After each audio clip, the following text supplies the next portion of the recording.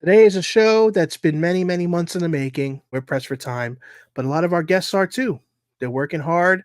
They're making a lot of great things happen in their world and their industries.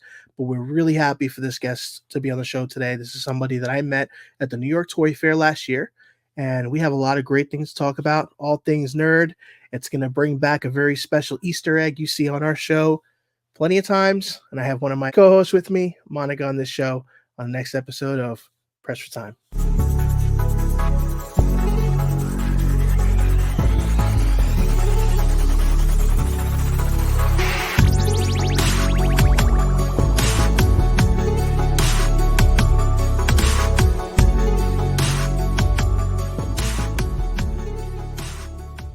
Hi, everyone. Hello. It's been a long time. How you doing? It has been a long time. I feel like Benny's been stalking me since New York Toy Fair to come on the show, and I finally made it on. I feel bad. I did apologise, saying, "Look, I'm sorry. It was just busy schedules, but it's great to finally be on." No, thank you again, everybody. We have the co-founder of Numskull Designs. We have Matt Precious with us again. Real honor to have you here. Like we've said, long time coming. We understand, believe me, we know how hard you're working. We know all the different brands you represent and all the products that you're continuously coming out with. And we're just happy to have you. So thank you again for taking the time today. No, it's great to be on. But how's things going by you? Now we're in the new year. Obviously, the holiday season was the last time that we really connected, and we know how chaotic that can be with new releases and press releases and exclusives. But now we're kind of in that, start in most business cases, that new quarter of the 2025. Like how's business going for you guys? Yeah, it's going really well. We're having a really good start to the year. And you never know how it's going to go. Obviously, everyone's aware of what's going on in the world and prices and everything, and everyone's kind of struggling at the moment. So we came into the year going, okay, this is going to be a tough year. We don't sell anything you need. And sometimes you do worry about that going, okay, people are going to make cutbacks. Is it going to be the ducks that we sell or whatever it is? But it's kind of gone the opposite. We've had a really good year. And I think it goes back a little bit too.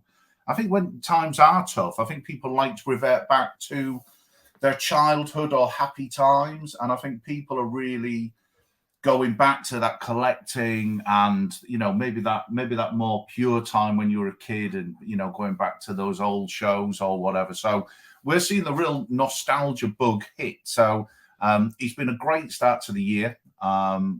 We plan about a year in advance, so we're kind of on 2025 already. It feels weird.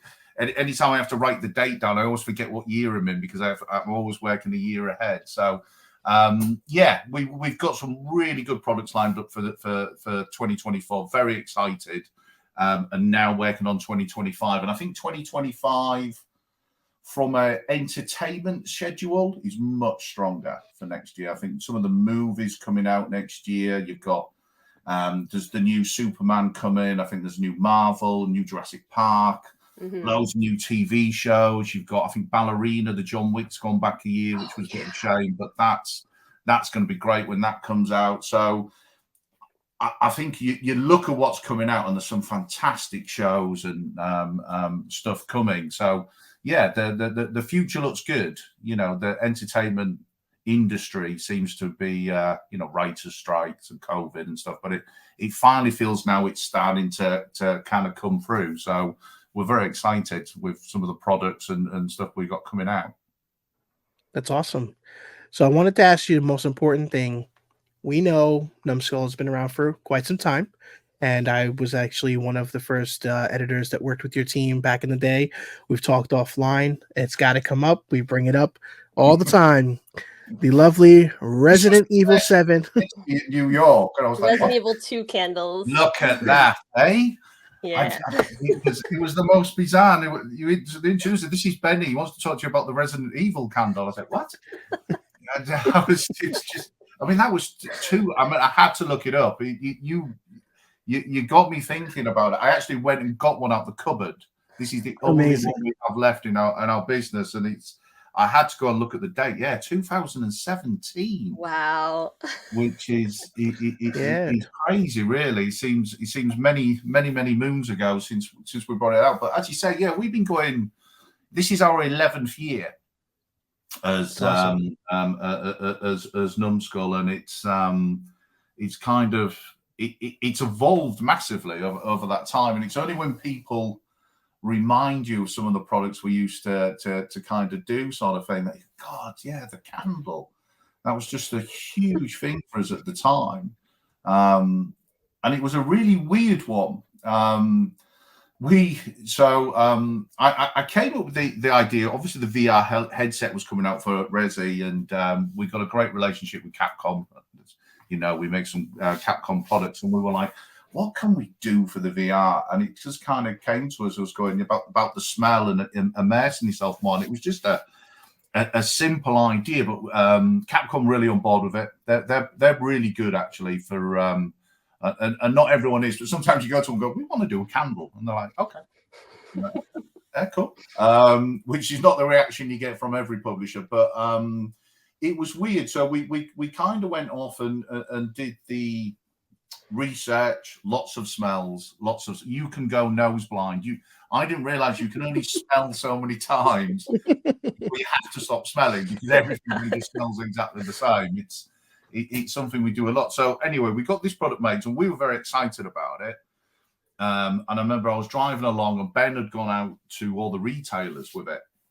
And he said, I'll give you a ring with the numbers. And I was driving along in the car going home, and he rang me and he went, didn't do as well as we thought. I said, how many have we sold? He went, none. Well, what do you mean? He said, not a single retailer wants it. Absolutely single one. And this is global. I mean, we were going to the US, in the UK, and everything. And everyone said, nah, you're kidding me. That's mental. Who's going to buy a Resident Evil candle? And I'm like, oh, I said, but this is the fans will love it.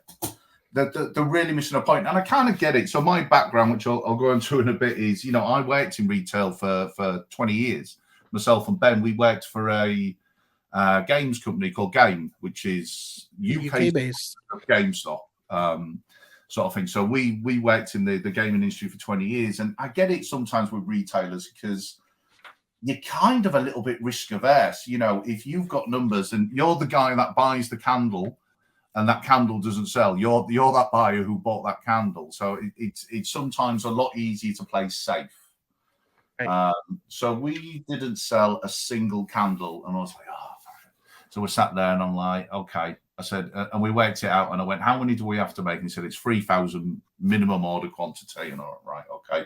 So we sat there, and we went, how much money are we going to lose if we make 3,000? And we kind of tallied it up, and we were like, can we afford it?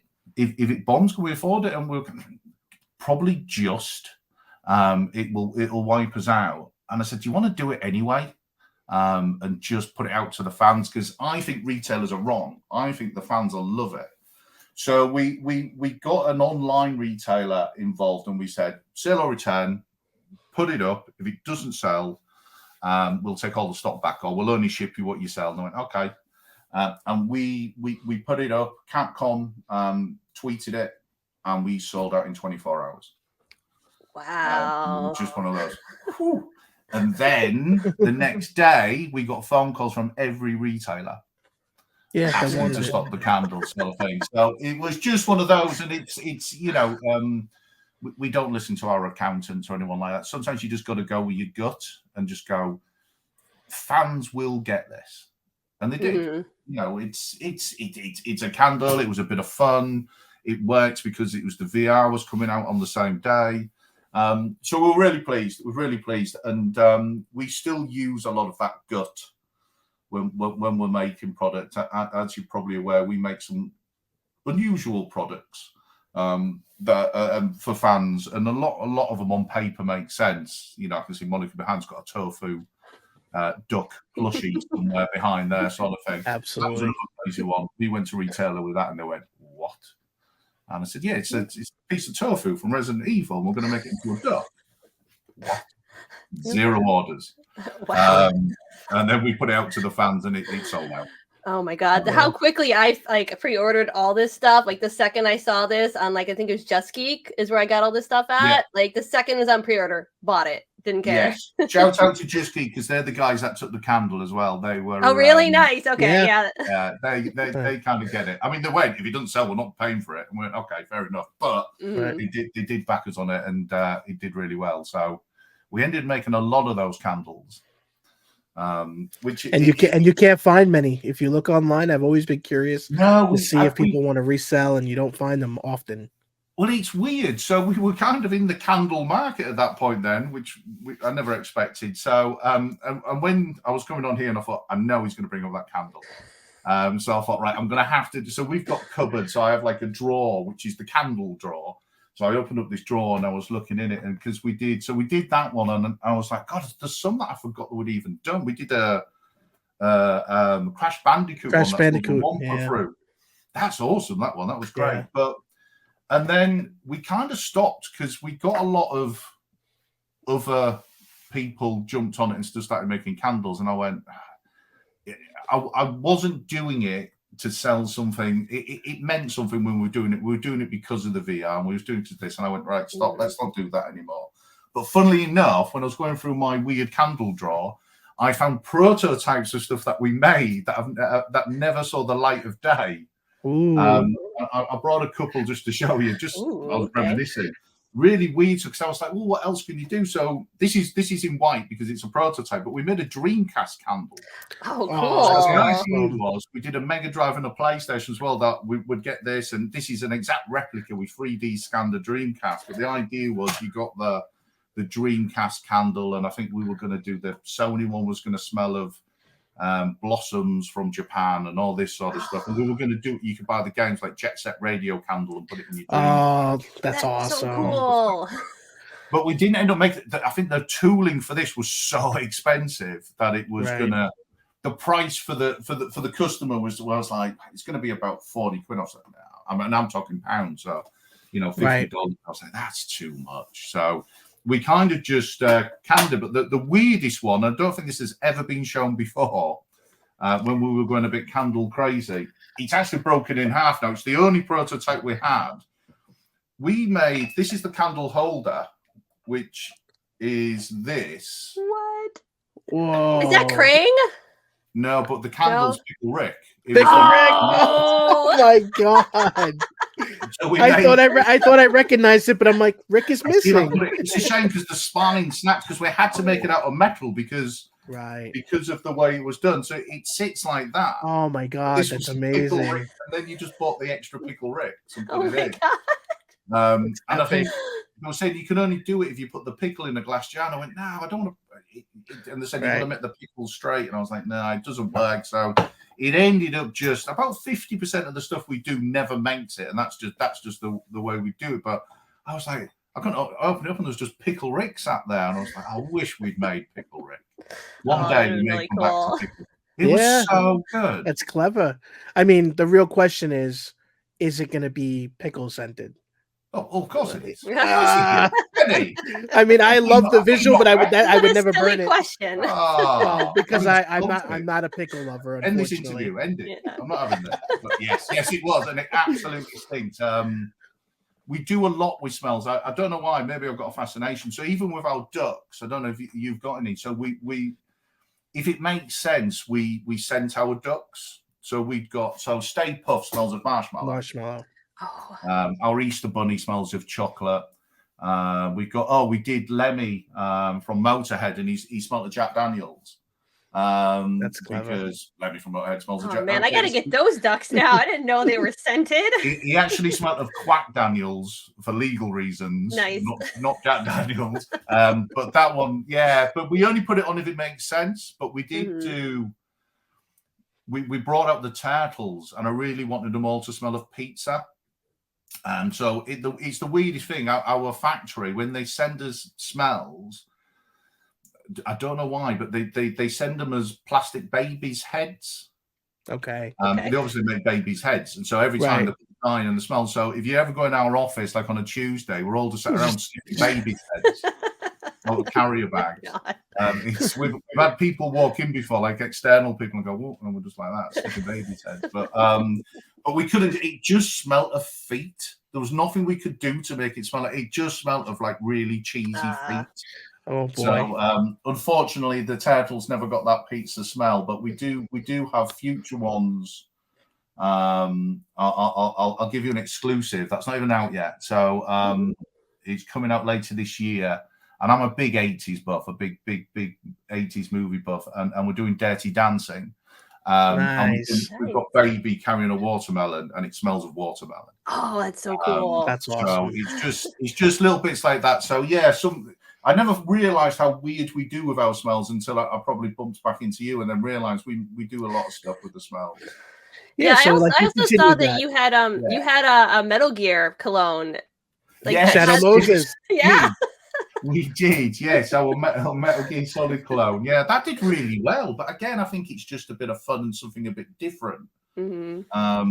Which is kind of the reason we kind of got into this. I'll kind of tangent go back. So both myself and my co-founder Ben, we both worked for Game in the UK. About 20 years, we worked in I worked in the stores, we worked in buying. I was the commercial director for Game Australia. Ben was in buying and then the marketing director. So we've done a lot of roles. And we used to do, I'm talking, I'm probably sounding up, but back in the heyday of games when the games were huge, GTAs and the Call of Duties, we'd have midnight launches for the opening and everything like that. So we used to get really excited. You're working all this out and you've got the new Call of Duty coming out or stuff, but then we'd speak to the guys about the merch, and we're like, "Oh, so what we got? It's midnight launch, got all the fans coming out," and they went, "Yeah, we've got a T-shirt, and it's got the logo on it," and we're like, "Oh, anything else? We've got a mug.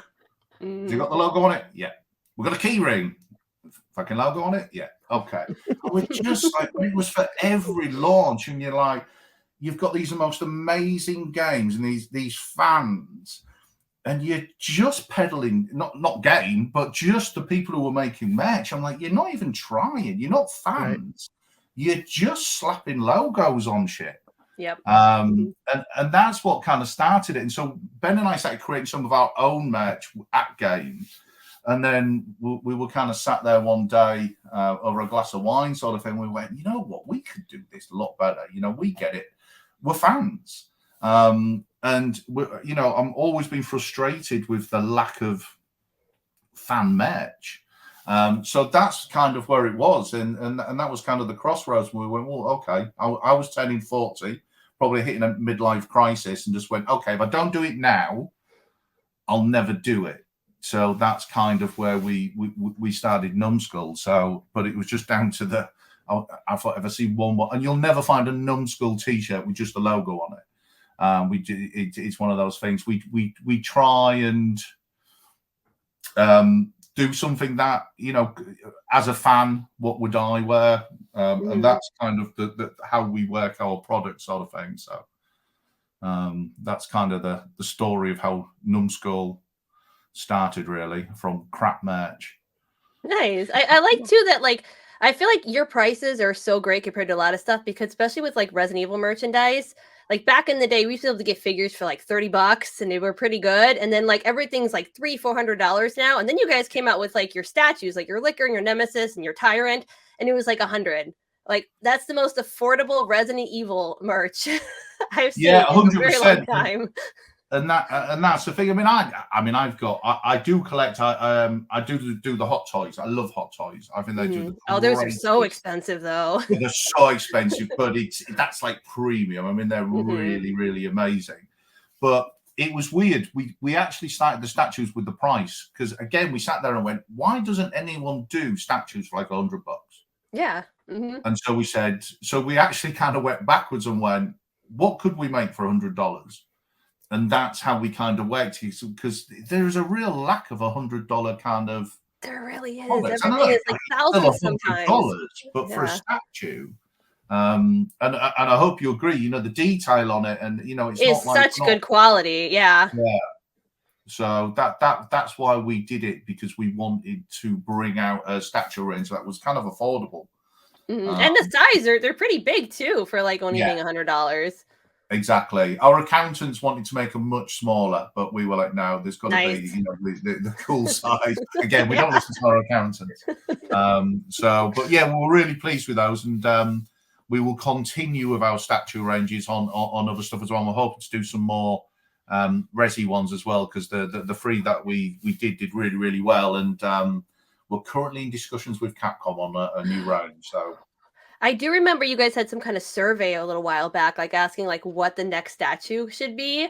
I think a lot of us were like Alexia. That would be a really, really cool statue. But yeah, we all like put in our votes for it's a weird thing. We're very much into asking the fans for obvious reasons. You know, if fans didn't like it, then it won't sell. But it's really important. The community thing to us is really important. We do our quarter arcades and our Tubbz, and we listen all the time. And you know, if anyone does ever go on our Tubbz club or quarter arcades and puts comments, those comments are read by both. Every comment is read, and we do mark stuff down and steal good ideas and pass them off as our own to become better rich. But no, we do listen to the fans. It's really important, because again, that's the point of it. Mm-hmm. You know, and that's what we're always do. Whatever products we work on, does you rather the lead designer is always a fan, or if they're not a fan, we've had products, especially the 80s stuff. Sometimes I have to forget in the office that I'm old. And we'll work on something. I think we worked on the Rocky, and the designers went, "We've never seen Rocky." I was like, "Oh my god!" Oh no! But I bought the Rocky box set. I didn't make them watch after 4. That would have just been cruel. But 1 to 4, and they all had to go home and watch all 4 Rockies to understand it, because you've got to, just little details and stuff you put in stuff. You've got to understand that thing. You know, the tofu thing came from one of the designers in the office, and we were just talking about what resi stuff we'd do, and he was like, tofu, and I was like, what? You know, these guys, and he explained that. I went, that's amazing. I said, I don't know if it'll ever sell, but do it. Oh, tofu. Do you guys plan on doing any other plushes now that you like did a tofu plush? I mean, can you talk about it? I can. The number 1 selling resi Tubbz by a million miles, Leon. Oh, interesting. Okay. I mean, not even close. Mm-hmm. Like for every you know, Leon that you sell as many as the others. It's I don't know what it is. You can probably tell me. Leon is phenomenal. Resident Evil 2 original was like really is what made Resident Evil big. So that's why my guess why Leon like hit it so big. Yeah. So the next plush will probably be Leon. Leon. Do you have any do you think you might do like a Resident Evil 4 Leon tub now that you have a Resident Evil 2 one? Yeah, it's a funny one when you sign a license. So when we sit and sign a license for anyone, you often get a lot of restrictions on what you can do. Mm-hmm. Specific characters, usually. Specific characters, or you can't do, and I'm not saying this is right with them, but they might say you can't do 4, you can only do 1 or 2. I know we had it with Metal Gear Solid. Our Metal Gear Solid stuff did really well, and everyone's going, big boss, want big boss. And we're like, they won't let us do big boss. I don't know why. It's not enough contract. God damn it.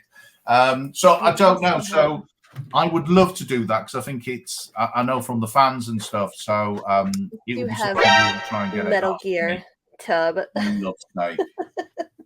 Awesome. Yeah, it was around. You just like, but I don't know the reason. I don't know if it's internal politics or someone else might have the license for 4, right, or you know, or for Big Boss on certain things. So it can be frustrating sometimes when you're.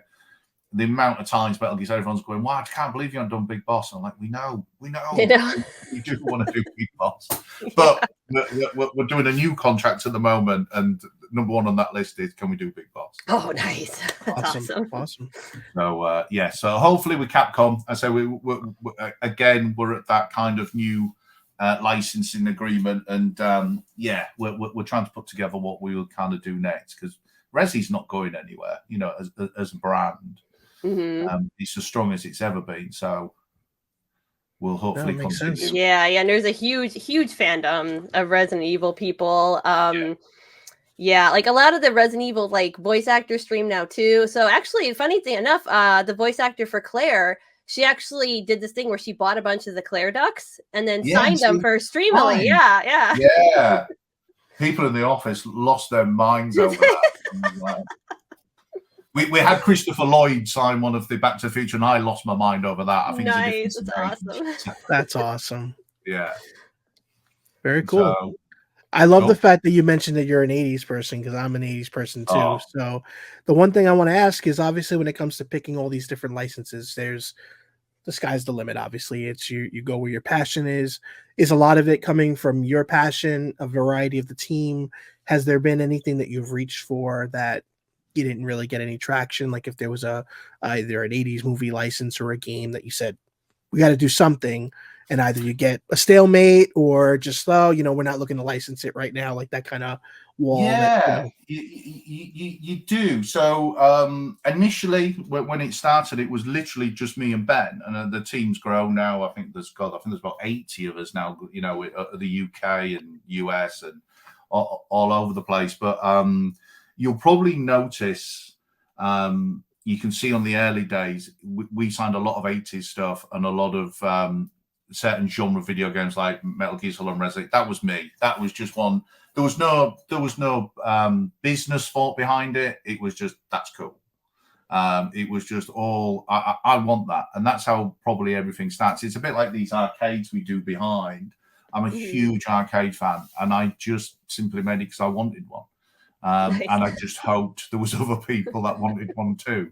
There's nothing wrong with that. Yeah. Well, yeah, it's a bit of a funny one. So people, we've had it before where, as we've grown as a business and matured, people going, should we get in focus groups and do this when we're looking at ranges? And I'm like, and I always go back to an 80s movie, Big. There's a scene in Big where the guy doing a transformer and it's a building. And the reason he's doing it is because buildings, the stats on buildings are very high, and it does really well with the boy, blah, blah, blah. And that's why I built it and stuff. And it was all built off focus groups and stats. And then obviously Tom Hanks, who as a child, just went, but what's cool about a building? You know what I mean? And that's the thing. So we were very big at listening to the fans, but I'm not very good at doing a focus group sort of thing where you go, Google will tell you that the stats on this are very high and we should do something that. Yeah, that just makes it cool. It's very uninformative when you think about it. It's just very technical, and you don't know if people are truly like searching that. Force into it, but so from that point of view, that's how we started. We basically just signed. We signed up anyone that would have us in the beginning. And that was the weird thing. So when we started mainly in video games because we'd worked in video games for 20 years, so that's the only people we knew. So we knocked on a few doors of people we'd gone drinking with over the last 20 years and got in there. But one of the strangest things was you'll sit down in front of them. So we've got the meeting and we're talking through products, and they'll go, so what do you want to make? And we're like, well, I'd love to make a statue. And they go, you can't make statues. We've got a statue partner. Okay, apparel, hoodies, and t-shirts. No, we've got a partner for that. And so you sit there and you go, fuck. And so they go through everything, and everything's taken, which I kind of respect because they're not just going, oh yeah, join. I know we've signed that guy for $100,000 to make mugs, but you can do them as well. If I'm that guy who's just signed the $100,000, I'd be pretty pissed off that someone else can make them. Yeah, so I kind of get that and respect that. But that's why, especially at the beginning, we sat there and went, candles, and they went, and people, they're looking for the shit going, yeah, we ain't got anyone who makes candles, and we're like, incense burners. Yeah, no one's. We started doing incense burners because we wanted to do statues, but no one had let us. So we made an incense burner. I don't know if I've got one here. I must have. Well, I've got Crash here, actually. I don't know if you ever remember this one. I do. I remember that, yeah. We made that because we really wanted to make a statue, but they wouldn't give us a license. So we made it into an incense burner. So his exhaust smoke out the back and stuff like that. That's so cool. We did the same with Spyro, but it was basically cheating. And people looked at it and they went, you should make statues. All right, okay. Yeah. Oh no, you twisted my arm. Yeah, exactly. So that's why, and we were known as the Weird and Wonderful Numskull, because it was creative kind of products. And then obviously as we've grown, people have now allowed us to do statues or collectibles such as our ducks and stuff. So on the early days, ones that I regret not getting. So the umbrella company is called Rubber Road, and it's called Rubber Road for a reason. Myself and my business partner are both fanatical Beatles fans. Absolutely fanatical. That's our love. That's how we became friends. A party drunk and realized in his house and realized he had Beatles posters. So Rubber Road is our favorite Beatles albums. So it's, mine's Abbey Road and his is Rubber Soul. So we just combined it and we said, whatever we do going forward, we will always use a bit of Beatles in there for luck. So we tried to sign the Beatles. We managed to do a Beatles jumper, but we were desperate to do Beatles ducks. I would have made Beatles ducks for free. Yeah, I genuinely would, just to have the Fab Four as ducks. But the licensing, it actually goes to, so Yoko and Paul and everyone has to sign them off, and they won't let you disfigure the Beatles. I don't know if disfigure is the right word, or make them into ducks or whatever. So that devastated me to that we will never probably ever make the Beatles. We've done some of us, Lemmy and Ozzy Osbourne, which was personally signed off by Sharon, who loved it. We did the Ozzy Osbourne, as you can imagine, and I'd love to do a David Bowie's on my list as ones to kind of do. But so music-wise, the Beatles. Movies, we used to do stuff with Disney. I'd love to go back and do stuff with Disney again, but I would only ever work on the first 3 Star Wars. I refuse the other 6. No, the first 3. That's the only thing I'd be interested in doing. Which probably won't go down well with Disney, but yeah, I'm never making a Phantom Menace duck or the last 3. So Jar Jar Binks is never coming out in duck form on that. And the other day I had to turn down, just because we had so many licenses, and it breaks my heart. It's one of my favorite movies of all time. I had to turn down Pretty in Pink for the ducks. And especially because John Cry is called Ducky in it. And it wasn't financial. It was just we had so much going on. I just couldn't get in the calendar. I'm like, but it's one of my all-time. I love John Hughes movies, right? But to turn that down, broke my heart not to make Molly Ringwald into a duck. But you never know. We may go back. We may go back and do that at some point.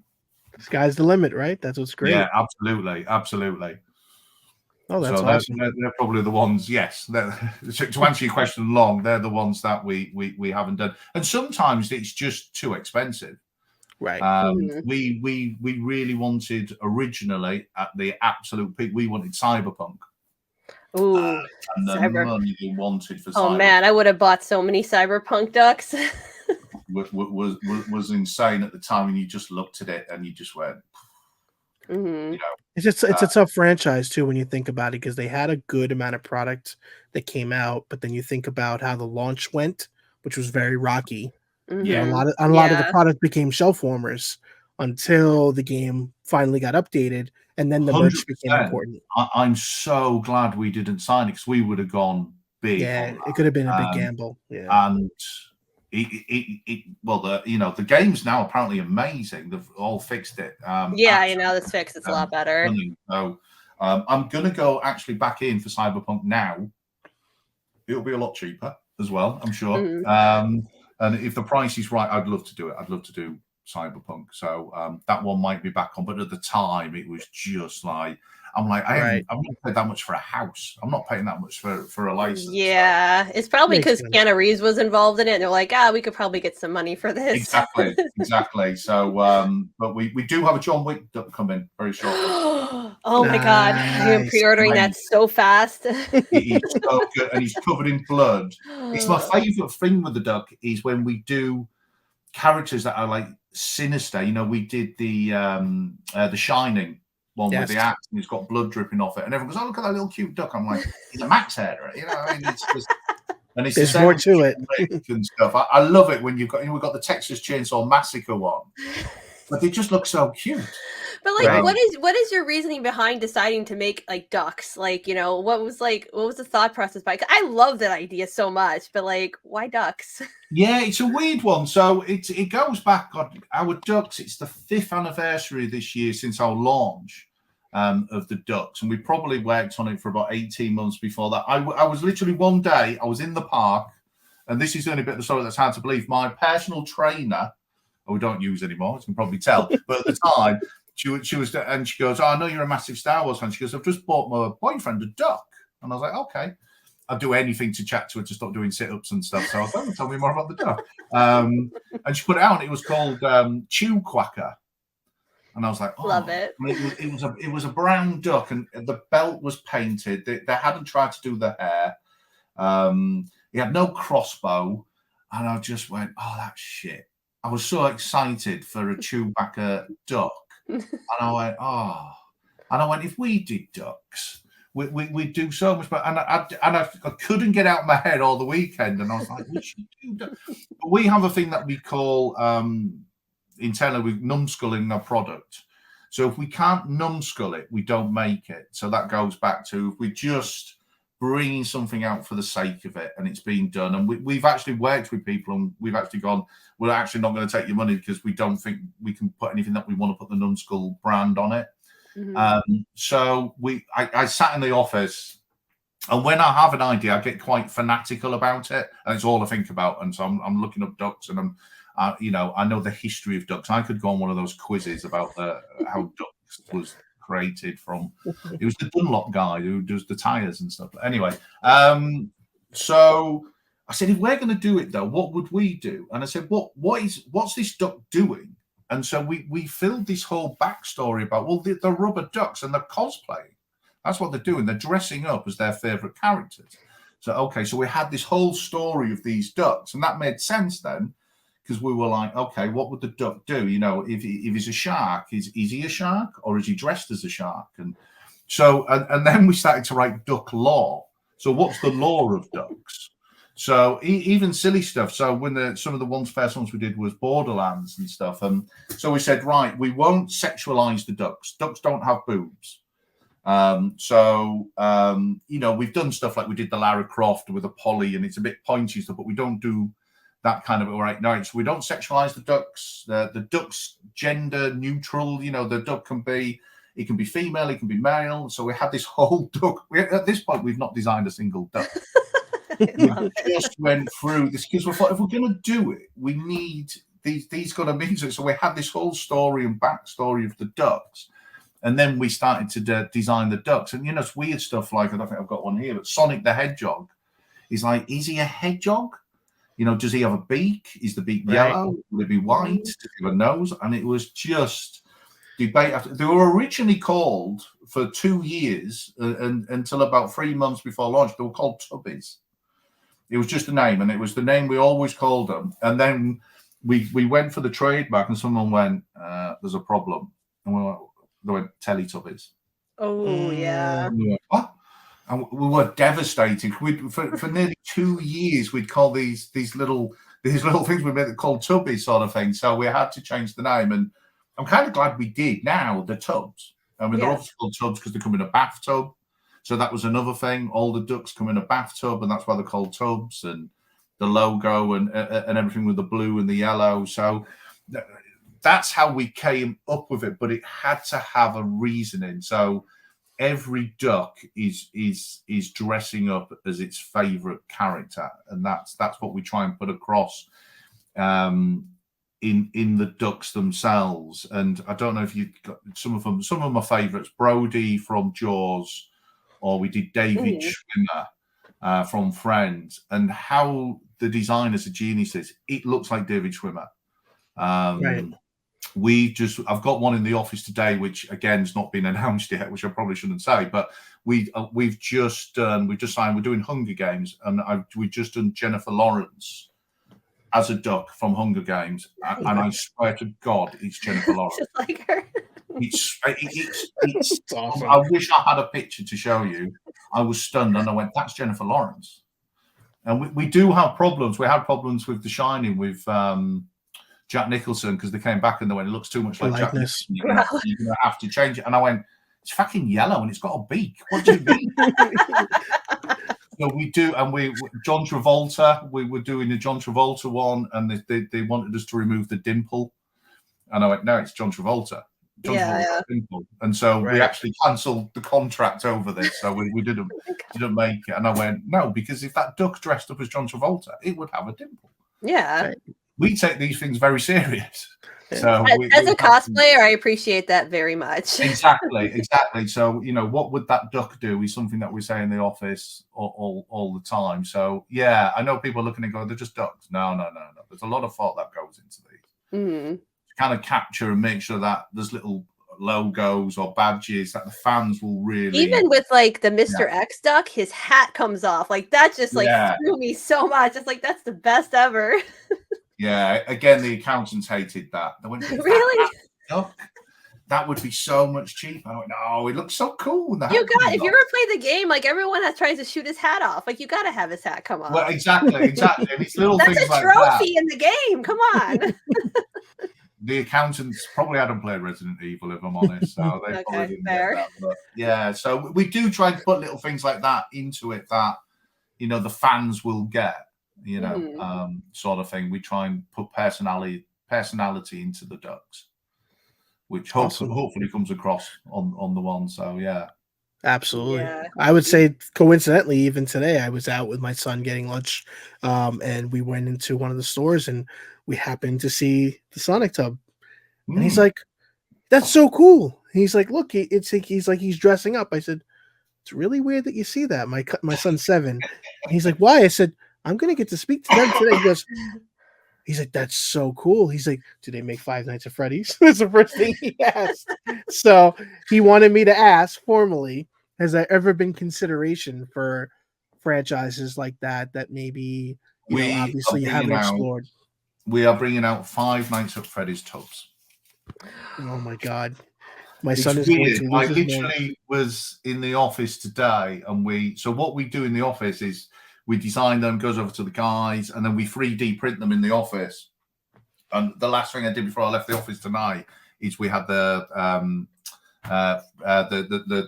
tubs, and we were going over them and saying about the top hat and things like this, because we're doing the limited edition ones, but we're going to do the minis as well for Five Nights at Freddy's. And we've had a lot of stuff. But yes, Five Nights at Freddy's, and it's coming out a couple of months it'll be out. Well, thank you for like the amounts of exclusives you are hooking us up with. I know, I'll be in trouble. I will be in trouble. It might be lies. I might have just made it all up. Yeah. But no, Five Nights at Freddy's. Exactly. I know from your shows before, I know you love Five Nights at Freddy's, and I knew. So we're doing the Tubbz on Five Nights at Freddy's, and we're looking at doing other bits and bobs on that as well. So that's one crazy show. That was one that I had to go and I watched the movie. I thought the movie was great, but I started to watch on YouTube the games, the original games and stuff. What the hell? Yeah, that's some crazy shit right there. It is, and like I said, my son is 7, but my kid is very mature for his age as far as the content. And I mean, I grew up like that. I tell Monica all the time. I saw Child's Play 2 in the theater. I'm 42, so I saw that as an 8-year-old. So my kid is not even anywhere near as bad, but he knows the lore. He knows the ins and outs of the story. He sold me on and made me a fan because he's just like, but you don't understand. Yeah. I'm just like, and I was like, so how do they move? Well, it's the dead souls of children. I was like, what? I was like, exactly. But I must admit, it was like, this is crazy. But I mean, I know fans of the game, some of them didn't like the movie. So I obviously hadn't played the game. So I really enjoyed the movie. I thought it was great. I thought it was a great bit of fun. And I know there's another 2 in the pipeline, I think. Yeah, it was just formally delayed. It's one of those things, like production hasn't started, but it's the creator is very, very specific about how he wants it to be done. This movie took a long time. I think it was about 10, 12 years to make that first movie. So really, yeah, it went through about 4 directors, and yeah, it was a long road, but I think Blumhouse worked. I think it definitely found a way to make people not fear the video game into a movie curse as we get a lot of times. Yeah. But the rumor is that there's a lot of talk about bringing it to the core of the scary factor, and the second game has a lot of the darker animatronics. Like it has the Bonnie with the face like completely missing. Yeah. So that's my son's favorite character. It's literally just Bonnie in a corner of one of the rooms with no face. And he's just like, oh, it's the best. He has a plush of it and everything. And So you know, we've got the first 4 ducks, which is obviously the guys. So Yeah, are the you the 4. man that I need to speak to for the next ones? Yeah, whatever you need. Let's I do put this. it this way: I have fan art that I made for him. I'm writing songs with my band. I actually put out a song, Five Nights at Freddy's, inspired for a cosplayer that has over 1 million followers. He literally recreated 1-to-1 the Yellow Rabbit suit that Matthew Lillard wore. So he is 21 years old. The Regular Sauce is his name. Shout out, my friend.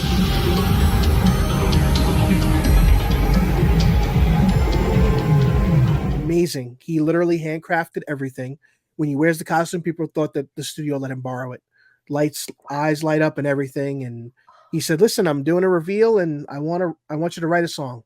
I made a little intro for him, and it was really cool. Like the fans are just so talented. You That's had him the on big the thing. show. I watched it actually. Yes, yes, Oh yeah, yes. I did. Yeah, and you had the like diorama. Yeah, because he ended up making, if you're familiar with some of the games, the Glam Rock Freddy. That's the one where he went viral. He actually, it looks like the rock star, like 80s rock star Freddy Fazbear, and he went in an arcade in Vegas, millions of views, blew up, and when you look at it, it looks like somebody literally modeled it after the game. It's incredible. I'm learning about it. It's weird, you know. If you want to go 1-to-1 on Back to the Future, I can probably take you. But Five Nights at Freddy's to me is, and I think that's it's a lot. It's interesting with Numskull as we evolve, because you always want to kind of try and stay relevant as well. There's only so long that people are gonna, you know, if it was up to me, we'd just make Jaws and Star Wars stuff forever. But so we've signed some new licenses, and I come over to the States quite a bit, and it's amazing. The States is still always trend-wise 6 months to a year ahead of the UK. Always has been. Right. So you'll see something that's hot in the States in a year's time, that'll be usually hot in the UK. And I must admit, anime is everywhere in the US. Everywhere. Oh yeah, hardcore. And then you start to go down the route and go, okay, I'm now gonna, you know, learn about anime. Oh my god! And it just goes off. So we've done the My Hero Tubbz did really well. We've got I can't remember the names. So we've got Chainsaw Man coming again. I probably shouldn't. He's awesome. Really good, really good. We've done a little mini one as well that's going into Five Below, which is going to be amazing. So we've got those, and we've got quite a few Naruto and stuff coming and stuff like that. So it's not something we've done in the past, probably because I didn't grow up with it. But I think what we're looking at now, okay, you know, what is the, you know, what do people want? And yeah, My Hero did so well for us. We're like, okay, let's get some more of these done. And weirdly, I think it works even more with the duck. You know, because ducks are so kind of quirky and that kind of Japanese sort of style anyway. And they just look amazing when they're dressed up. You know, I'd love to. I don't know. We haven't signed this one, but I'd love to do like Demon Slayer or something, because I look at things now and I go, that'd be an amazing duck. Right. Yeah. It's ruined stuff. So yeah, the guys have done really well. So yeah, a lot of anime coming out in 2024, 2025 for us. Ooh, I would love to see a Death Note Ryuk duck. That would be really cool. I don't know if you know who Death Note is, but Death Note, yes. Yeah, like a Ryuk. Yeah, that'd be really cool. List. I don't know him as well as Back to the Future, but Death Note was on. We're doing another one that's coming out very shortly. We're doing the Avatar Airbender. Ooh, nice. Which is very popular right now, again with the show, and now being in Fortnite too. Yeah, exactly. It's in there, and obviously the Netflix show's done. Is it Netflix? It was Netflix. Well, yeah, it's done so well. The live action. We're actually doing, which is really weird. We're doing the turtle duck. Okay. From Avatar, which is the turtle with a duck's head. Yeah. So, okay. So it's kind of duck inception. It's Tubbz really inception. Well, exactly. It's one of the hardest things we ever do is when animals are the hardest in doing ducks, but the hardest is doing a duck, which I know sounds weird. So we've got, you know, we've looked at doing stuff with Warner Brothers, with Bugs Bunny and stuff like that. Then we got to Daffy Duck, and we're like, What do we do? process because it's Daffy Duck. So it's a hard one to kind of get a duck cosplaying as another duck. So I don't know. It's all part of the duck law that we I'm trying to visualize it, and I'm just thinking like and it sounds like a black easy. T-shirt That's almost. easy. We'll just we'll paint it black and put a white thing. And I'm like, no, but that's not Daffy Duck. You got to give him an even longer beak. Like he's got to be wearing. Exactly. Yeah, and then it becomes, well, is that now a duck? So I don't know. We humans So are the cool, easiest. The humans, when you make humans into ducks, it's a lot easier. The animals are always a bit. With Jaws, we went down the route where he's inside. It's a costume. Right. Which works really well for us. Probably the number one selling duck is Jaws, Bruce. Really? Yeah. That's awesome. It does really well. There's a lot of love out there for Jaws. I think it's 50th next year. So which is crazy when you think about it. Yeah. Very. Awesome. So I'd like to just throw out, because I'm into the 80s stuff, but I like certain movies that don't get as much love as I feel like they should. But we're hitting a 40th anniversary for this movie that I loved. And I'm curious if you knew of this movie called The Last Dragon. It is a yes. Okay, I don't even have to. So 40th this year, the end of the year. Oh, really? So I know Ghostbusters 40th and Gremlins 40th this year. Isn't it crazy? Wow. I feel like that's a movie that has not gotten the love as far as like the merch side. I've always thought like somebody's got to make a figure, you don't even see T-shirts. It's Bruce Leroy, it's the Shogun of Harlem. Like, it just doesn't make sense to me. And I've always wondered, like, is that something that maybe it's been talked about, and I don't know. Like you said, you know what it is, but I wonder if that's maybe a license that people can't gravitate towards, like if there's restrictions. But I feel like with that anniversary coming up, it's such an opportunity to see, people embrace it, because I see it all online all the time. You get the love, people make fan stuff of that. Like people make comics continuing the story 40 years later. It's pretty crazy. But it is, and it's weird. So when we're talking before about licenses, the one that kind of probably breaks my heart the most is when you put out some Tubbz and they don't do well. And it's one that, probably the one for me, which again, you sang me ahead, one of the greatest films ever, Oscar-winning picture, Rocky. I love Rocky. I love all the Rockies up to 4. Stuff. So we did. So we planned all this out. So we brought out Rocky and Apollo.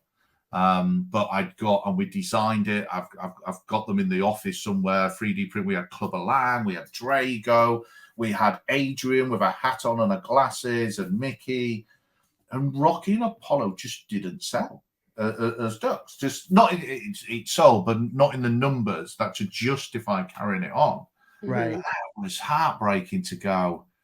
And another one, and it goes back to what you're saying. Sometimes you sound on your head. We signed Knight Rider. We did a Michael Knight Tubbz, and I was like, everyone loves the Hoff. You know what I mean? And we did him in his cool jacket. We even made the jacket shiny. He's like plasticky PVC jacket, and he's doing this on his watch to kit. And the bath we made jet black with a light on the front of the bath. Well, so it looked like it, right? Did not sell. And it's really because I love the niche stuff. I like weird movies. I watched that last night. I watched Action Jackson. Don't remember that Carl Weathers movie. I'm kind of going for the Carl Weathers thing at the moment. A bit of mourning. He was amazing. So I mean, what a film! Mental. Came out the year after Predator, and it's got all the Predator guys in it. And I'm like, I'd love to make that into a duck. No one's going to buy that. Not in the numbers. There's not enough of us, I think, out there. Right. And, you've got to be very careful that it's what's niche. I would, because obviously you have to make a business decision, and obviously if you're gonna passion can only go so far. You can't spend all your money on the passion if it's not gonna at least keep things afloat. These decisions, A, would be bankrupt, and B, we'd have some really cool ducks, but we would be honest. Level of heads have to prevail a lot of the time, because there's some really, I'd love to do stuff like Monty Python and them kind of stuff, but people go, okay, it's a great, do you want that or do you want Cyberpunk? I want both. I want to do both. Right. But yeah, I'm with you on that. I love these 80s stuff. I would do lots of 80s. You know, I'd love to do Goonies and all that sort of stuff. I think Goonies would sell. Well, it's funny you think about Warner Brothers right now with Todd McFarlane. He's doing a lot of those kind of older movie, like with little statues as well. But it's just, I feel like other companies need to get the chance to do that. I feel like everybody's getting the same thing over and over from the same releases. Like with McFarlane, it's like he's doing this movie line, but people remember him for the horror line, which he's not doing. But I think that's because probably Warner Brothers is restricting him to their movies. So they're doing like, I think they did what's the movie with the baby when they in Vegas, the guy gets lost. I forget the name. Hangover. He did a model statue of that. I'm just like, who's buying that? Like that's just my thought, because I feel like it's not talked about like it used to. Like there was a peak where like, you know, you'd walk around and that's all you'd see is hangover. It's been years now. I feel like I don't know, but again, it is. There's definitely, and that's the problem you get now these days with like Netflix. So Netflix, something will be absolutely huge. I don't know if it was some of that we had. I'm thinking back in years there. Was it Queen's Gambit? Massive. That's what anyone was talking about. Saltburn recently. That's it. Yeah. But by the time you've got anything out there, people have forgotten about it. It seems more bang. It's huge. It's gone. You know, and that's really difficult now because you can't get on that trend fast enough. By the time you know, it takes a duck. The fastest you can really do it. It's 9 months to do a duck. We work a year out, but it's 9 months from signing the license to that duck landing. It's 9 months, and a lot happens in 9 months. So that's where you've got to be really careful. We tried to get the Airbender stuff out for the Netflix show, but we just couldn't get close enough. We managed to get a new Fallout mini Tubbz out this week for the new TV show. Oh, nice. Okay. Nice. It's trying to work on license. You've got to work in so far out. I mean, we're working on Jaws 50th and Back to the Future's 40th, but that's good because you know they're coming.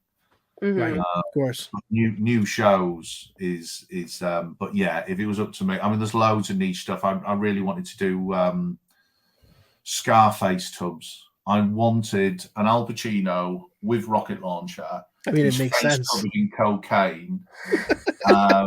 Maybe even it smells of cocaine. I don't know. But sometimes I just think, why? It would look amazing. Cocaine-filled duck with a rocket launcher in a suit. But that one's been put on the back burner. Apparently, Al Pacino's a nightmare to get stuff signed off, so it might be for the best. I don't know. Oh man, you know, my top two favorite things that I would love for you guys to do, because I've seen you've already done like some Silent Hill stuff for statues. Yeah. I would love some Tubbz. Like I would love a pyramid head tub. Like that would be, oh my God. So that, any Silent Hill stuff, and also any Alan Wake stuff, I would buy that so fast. Yeah, it was really surprised me. I mean, as I say, going back to my days in game, Alan Wake was huge, and then the new one's done so well. Yeah, it was. It was really. I mean, it won a ton of awards, and the fact that it had a musical score in there. Mm-hmm. We were very close to doing some stuff on that, and that was probably the ones I went, I'm not sure. You know, it's been a long time. I got that one wrong. There was a couple of licenses when we were working with Disney, and looking back now, you go, oh, I remember they said there's a new movie coming out, a new Marvel movie, we can do loads of merch for it, and I went, I'm just not feeling it. I don't think we should do it. And that movie was Black Panther, and I'm like, what did you do? But then I did stuff for Suicide Squad, so what do I know? You know what I mean? Yeah. Hopefully, it wasn't for the game. In fairness, though, Suicide Squad should have, like, the idea of it should have done really, really well. It just wasn't. Of course. Yeah, that's other Tubbz we had to drop. We did the full lineup for, and I'm not talking Suicide Squad. I'm talking what I call the good. I like the James Gunn one. I thought it was a great film. So we had all the characters done, and then we launched the first few, and they were just terrible, and they're now on a shelf somewhere. When I retire, I've got so many rare ducks that there's only one of in the world. Okay. That is my pension. You got to make sure you keep the candle with them, though. You got to keep them warm. Yes, absolutely. I can't believe, honestly, opening that candle, it just, That's the thing about the smells that I love, but that brought back so many memories. I don't know if it was good ones, because I forgot how strong this was. It is. We really went to town on this. We didn't hold back, did we? Yeah. And like I told you, when I did that video, when we live streamed that in 2017 at the launch of Resident Evil, I had my friend playing on the VR, and unbeknownst to him, I was lighting that candle next to him, and he freaked out because he's like, because it was right in the beginning when you're under the house and you're in the slimy water, and then it just hit him. What the freaking out? Like, oh my God, like it's just like it was a perfect storm, you know. But it was, for me, it was nostalgia, obviously, and it was just the fact that it was something to just coexist with something new that we were getting with the game, because we got VR for the first time in Resident Evil, which is like the perfect combination. And I remember playing the teaser at one of the cons when they had you just tied up to the chair. I don't know if you ever played that. They didn't tell me what it was. That trailer, to be honest, I'm too much of a wimp. I played that trailer and went, I'm never going on that again. Yeah, it was rough, but it was a great experience. And again, you guys do such a great job with things that, like you said, not everybody's doing, and that's an important factor, because so many people kind of mimic, you know, somebody else. Oh, that's a great idea. Let me do that little different. You know, you guys have like your own vibe of geek culture. That's the best way I could say it. And I love everything you've done. It was literally went to a show the next year, and everyone had candles, and I'm like, okay, candles is dead. We're moving on. You know, we need to evolve, sort of thing. Great at the time, but yeah, it's a funny one. I think we were talking when we were in New York, sort of thing. So we've really started to grow the brand, which is great. So Tubbz is doing really well, and we've got a lot planned for Tubbz for the future. It's doing really well. Now Quarter Arcades does really well, and we've got other stuff, but I've kind of, I think we talked about this at the time. We had to make stuff like candles to stand out, and it was the only thing. It was the only license people get us. And I think I was saying to you at the time, I'm starting to look at those again as a little bit. Let's bring something out that's just a little bit mental, or a little bit what? You know what I mean? It's like at the moment. I mean, a perfect example, that June popcorn bucket. That was genius. That was everywhere. You know, that wasn't made by mistake. That was genius. Yeah. And now everybody wants to top it. Everybody wants to top it. Absolutely. They've brought the Ghostbusters ones out. You see the Jabba the Hutt one? Yes. Well, my the mouth opens and my missus is in Disneyland in 4 weeks for some cheerleading competition thing, and I went, I don't care what you do, you need to go and get me that Jabba the Hutt popcorn. There it is. I've sent her a picture. I do not come home without that. So that's amazing. But it is those little novelty things, but clever things. It's not always about being expensive or the price. What gets people talking too? Yeah, you know, the tofu duck or whatever it might be. So we're definitely going to try and do a few more of those kind of scattered out in 2025. Just stuff you go, oh, that's clever, you know. And you might not get it, but the fan will, and that's what it's all about. And we always want to kind of go back to that a bit. So it's great to kind of drive brands, but it's nice to keep with your crazy roots and invent stuff like Pickle Rick candles or whatever and stuff. And to be honest, it's the reason we do it. You know, I'd hate to have a proper job where you have to go and do grown-up stuff. You know, we go into an office and we go, okay, how are we going to make Pickle Rick? And we'll sit there in a meeting for 3 hours talking about a Pickle Rick candle and with a straight face. I mean, it's great. Love it. Yeah, I'm sure you don't miss that, going back to an office and thinking about what you want to do. That's what me and Monica did. Yeah. It's a weird thing when for ideas. So I'm kind of the creative one. So I'll come up with the ideas. It's very rare that I'll come up with an idea in the office. Very rare. It will be. So we have a thing called Thirsty Thursdays, which is we all go to the pub. Right. And most ideas come back on a beer mat, and we'll go into the office the next day and it'll be on the back, and we go, do you know, some of them are mental. I mean, I've got, a tequila Russian roulette game that we wanted to bring out, and we thought it was genius. We talked about it for 4 hours, then you wake up the next day and going, so they put a gun in the mouth and we fire the shot? At the time, we thought it was genius. We thought it was absolute genius. And then the next day, when the hangover had gone, we're going, that was mental. But it was, we were in the pub. We do the countdown characters. I think you must have seen them at the show, which is basically a model that you build over 24 days through Stormtroopers and Sonic and stuff. Right. That was just in a pub.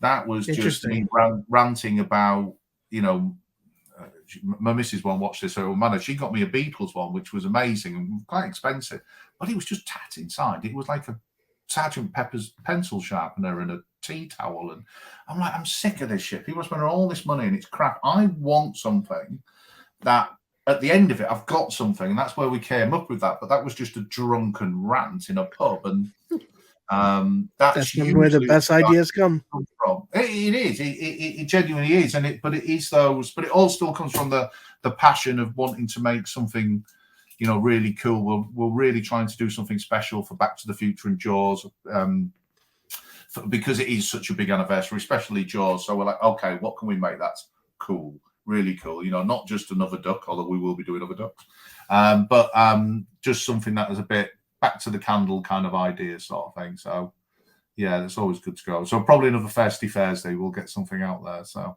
nice. Awesome. Yeah. No, very exciting. We appreciate you sharing all of this awesome news. First off, thank you. Yeah. You'll have to bleep out all the names of the exclusives that I've given you. Of the stuff we'll just put the word exclusive and then just had a long beat. Exactly. Yeah. I was coming on. I thought, I've got to tell him about Five Nights at Freddy's because I know you're such a big fan, and I can talk about it because it's signed. I get into trouble when it's not signed, and I talk about it. Of course, sign that contract. Okay, so no, we appreciate that. No, it's cool, and I'll make sure that I'll send you over some of the ducks, and you can critique. It would be an honor, absolutely. But Monica, did you? That's coming out. Monica, it's got your name on it. Ooh, okay. Ooh.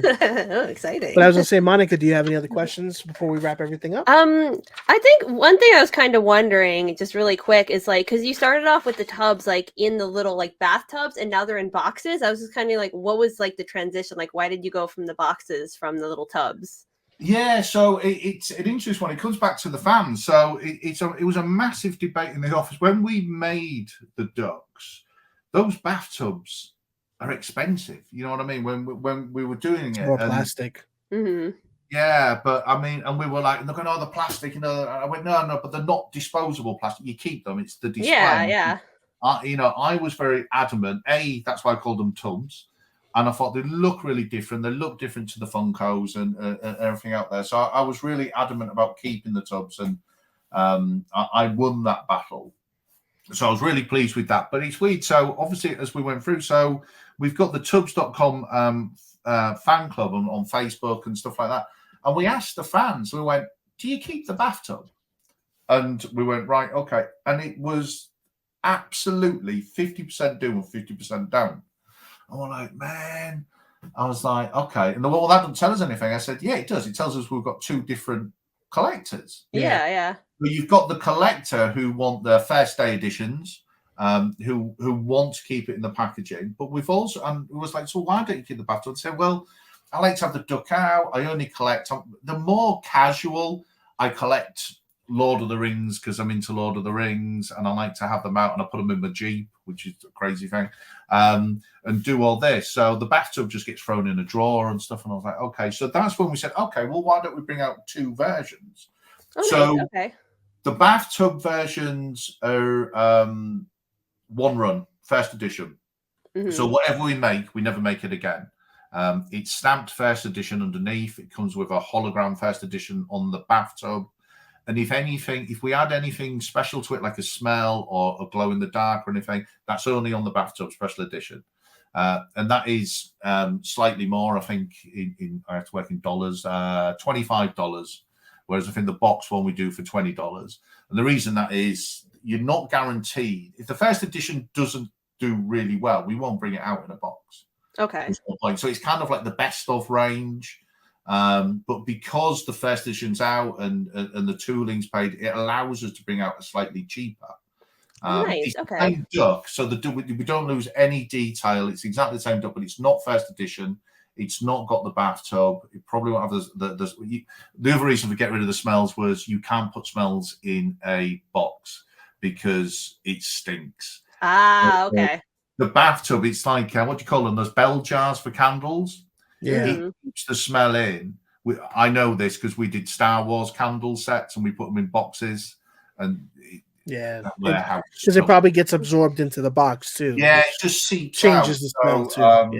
You know, any retailer who's stocking a lot of Lemmy, Quack Daniels, would smell everywhere, sort of thing. So basically, we went, okay, we've got two different customers, so let's make two different products, really. So that was the reason for doing it. But the first editions, everything will come out in a bathtub, but the best of range comes out back again in a box for your casual duck collector.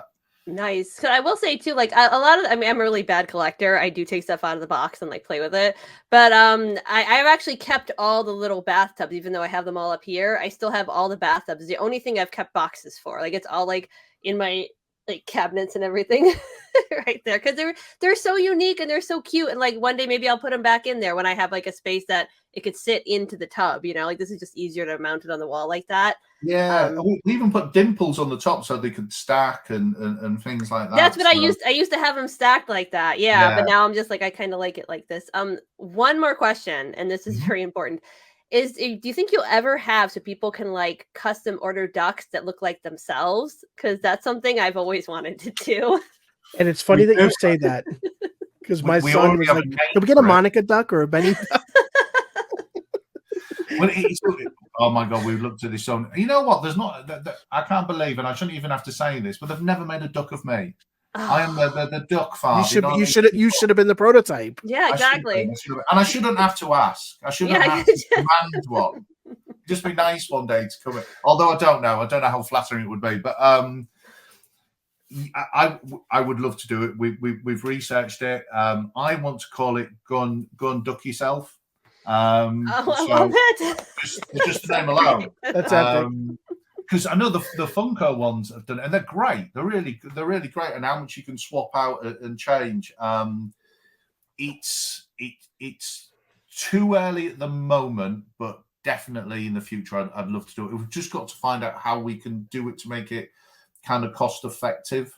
Of course, changing how many different hairs and how many different bodies. It's kind of a little bit easier with the Funkos because the bodies and the heads are separate. Whereas ours are kind of intertwined, if you know what I mean. So, right. But we're definitely look. I'd love to do it. We've even looked. Could we do it as an app? So the 2D, so you can do it on a page, which will be a lot easier. But yeah, just because we've got the name "Go Duck Yourself," we've got to do something with it. So, yes. All right, I'm looking out for that. And as soon as you get it, I'm ordering one. Yes, definitely. I will have to make a Monica at my son's request, regardless, because that's the first thing he said your name before me. He said they got to make a Monica duck. Yeah, I'm like, that's so nice. And I'm picturing it. I'm like the hair and everything. It would really work. Yeah, it awesome. Would. You'd make a great duck. Oh, thank you. I appreciate that. As you would, Benny, as well. As you would. I won't leave you out. I mean, look, one thing I always say is custom stuff is fantastic. Nope, not enough people give enough love for the chops. Chops are almost never an option, even in games. It's a weird thing that I can see you both as ducks. I don't know if it's a blessing or a curse, but definitely a blessing, 100%. Agreed. Well, listen, Matt, thank you so much for your opportunity. No, thank you. This was fantastic. Again, we'll have a lot of explicit beeps, and we'll make sure that whatever we can talk about, we'll talk about. No, but we appreciate it. It's a very exciting time for you.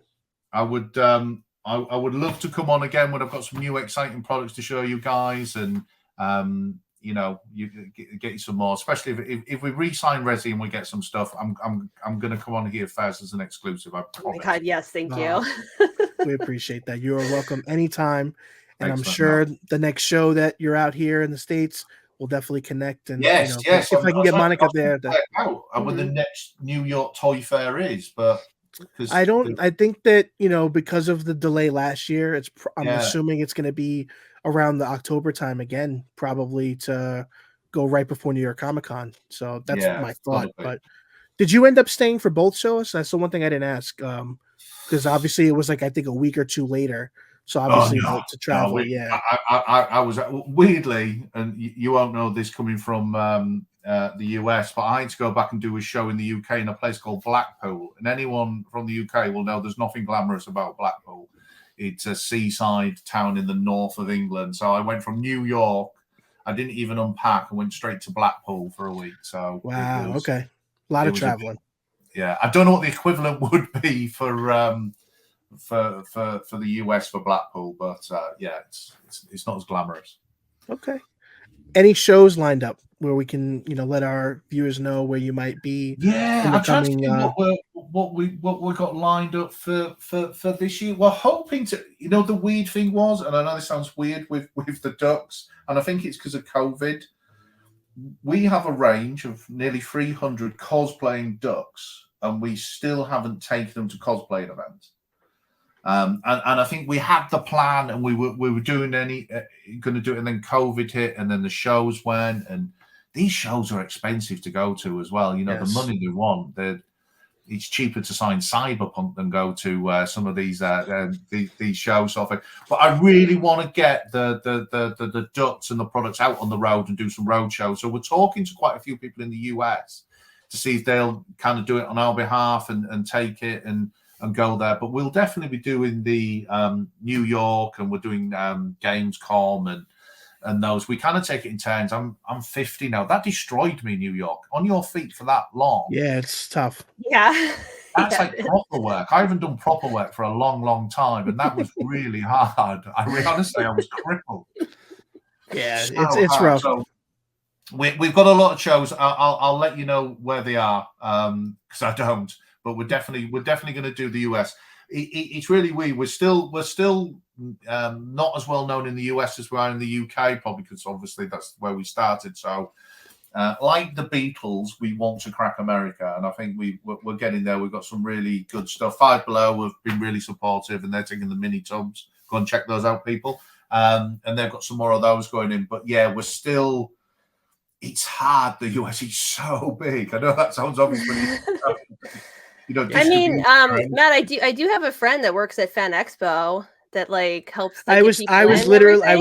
So if you want his contact, yeah, definitely give it honestly, to you. Drop us a line. So we're always looking for it because it's so difficult, and yeah, you've got to, we're UK based, so you've got to have sometimes boots on the ground sort of thing, and I think it's still the cosplaying ducks. It's still quite when we went to New York Toy Fair. I'd say 99% of people went, "Wow, I've never seen these before," and you're like, which is great, but also shows us how far we've got to go. You don't know how many times I've shared pictures of ducks on all my social media. So I was like, "This is the duck I have today." Well, this goes back to what you said earlier. More of you. Yeah, I would say it goes back to what you said earlier about the retailers. I know we're extending the show. I think is a good topic to finish up on. Just the idea of the disconnect. The toy fair is closed to the public. It's a trade show. So it's for people to get to know the product. So obviously that's the opportunity for them to get to know it. Because when you think about, when you're shopping everything, again, that disconnect is you're not really talking to another fan most of the time. You're talking to a business person. You're talking to somebody that's thinking in numbers and dollars and not the aspect of what you're selling. So it's tough, but I think the toy fair gave you a better visual display to kind of make that stamp. You know what I mean? So we had a really good meeting with Hot Topic, and we've done emails backwards and forwards with Hot Topic, but when they saw the product and I met the guys, and they were great guys, and again, it makes a difference when you can see the sort of people. You sometimes meet people in suits who are just looking at the numbers, and then you meet people who you can see are real fans. Mm-hmm. And we met those guys, and we got on great, and we talked about it. And it's like, why is this not in Hot Topic? Why are these ducks not in Hot Topic? It's so especially the anime ones, for the record. Well, this was definitely funny too. We did a big road show of the US looking at, and we're like, we've got to get anime. If we can't get anime into Hot Topic, we're doing something wrong. So I'm hoping to get that done with the guys, but it makes a massive difference meeting people in the flesh rather than an email bouncing backwards and forwards and stuff. So more shows, unfortunately, although I might just do half of them. because I'm over 50. No, it makes sense. Well, you got a great team behind you, so I think that the sky's the limit, and we definitely wish you the best. And obviously, Cool. anything No, we it's can do been to help really spread the word, we're happy to do that. excellent. Thank you for your time. I really appreciate it. Absolutely. But thank you, everybody. We hope you have a great day. Remember, take care and have fun. Bye, everybody.